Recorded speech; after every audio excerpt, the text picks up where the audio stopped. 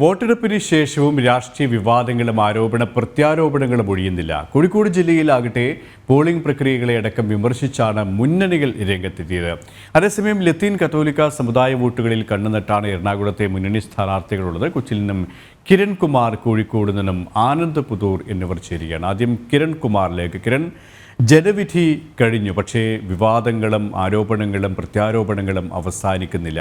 പ്രത്യേകിച്ച് മധ്യ കേരളത്തിലെ ഒരു സാഹചര്യം എന്താണ്? കാരണം വലിയ പ്രതീക്ഷയോടെയാണ് മൂന്ന് മുന്നണികളും ഈ തെരഞ്ഞെടുപ്പിനെ നോക്കിക്കാണുന്നത്, ജനവിധിയെ നോക്കിക്കാണുന്നത്. അതിനിടയിൽ ഈ പോളിംഗ് വൈകിയതുമായി ബന്ധപ്പെട്ട ചില വിമർശനങ്ങളുണ്ടായിരുന്നു, വിവാദങ്ങളുണ്ടായിരുന്നു, ഒപ്പം രാഷ്ട്രീയ പ്രത്യാരോപണങ്ങളുണ്ടായിരുന്നു. അതിൻ്റെ ഒരു നിലവിലത്തെ ഒരു അവസ്ഥ എങ്ങനെയാണ്?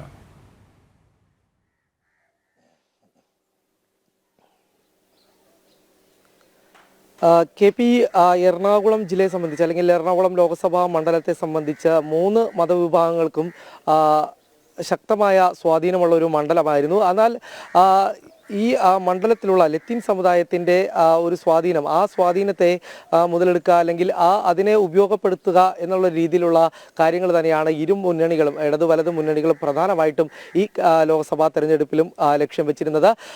അതുകൊണ്ട് തന്നെ ഇരു മുന്നണികൾക്കും ഇത്തവണ ലത്തീൻ സമുദായത്തിലെ അംഗങ്ങൾ തന്നെയായിരുന്നു സ്ഥാനാർത്ഥിയായിട്ടുണ്ടായിരുന്നത്. നേരത്തെ ഈ ഹൈബി ഈഡനെ ആണ് UDFന്റെ സ്ഥാനാർത്ഥിയായിട്ടുണ്ടായിരുന്നത്. അദ്ദേഹം സിറ്റിംഗ് MP കൂടിയായിരുന്നു. എന്നാൽ ഈ ഹൈബി ഈഡനെ മറികടക്കാൻ അല്ലെങ്കിൽ ഹൈബി ഈഡനെ കടന്നു പോകുന്നതിന് വേണ്ടി പ്രധാനമായിട്ടും LDFും അവരുടെ തന്നെ ലത്തീൻ കാൻഡിഡേറ്റിനെ ഇറക്കിക്കൊണ്ടായിരുന്നു ഇത്തവണ തിരഞ്ഞെടുപ്പിനെ നേരിട്ടത് എന്നുള്ളൊരു പ്രത്യേകത തന്നെ ഉണ്ടായിരുന്നു.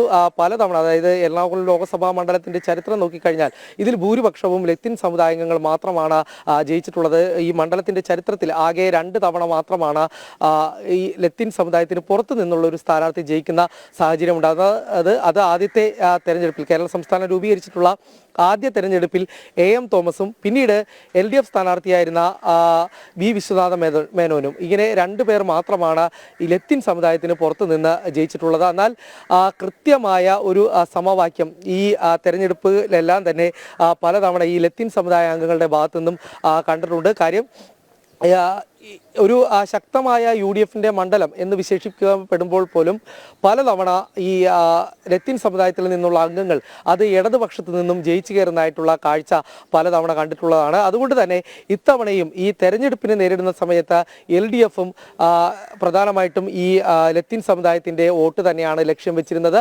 അതുകൊണ്ട് തന്നെയാണ് പാർട്ടി കേഡർ തന്നെയാണെങ്കിൽ പോലും KJ ഷൈൻ ടീച്ചറിനെ തന്നെ തെരഞ്ഞെടുപ്പിന് ഇറക്കിയത്. ഏതായാലും തെരഞ്ഞെടുപ്പ് കഴിഞ്ഞു. ഇനി ഏത് തരത്തിലേക്ക് ഈ ലത്തീൻ സമുദായത്തിൻ്റെയും ഒപ്പം തന്നെ സീറോ മലബാർ സഭ അംഗങ്ങളുടെ അടക്കമുള്ള വോട്ടുകൾ ഏത് തരത്തിലേക്ക് മറിയും എന്നുള്ളൊരു കണക്കൂട്ടലിൽ തന്നെയാണ് പ്രധാനമായിട്ടും മൂന്ന് മുന്നണികളും.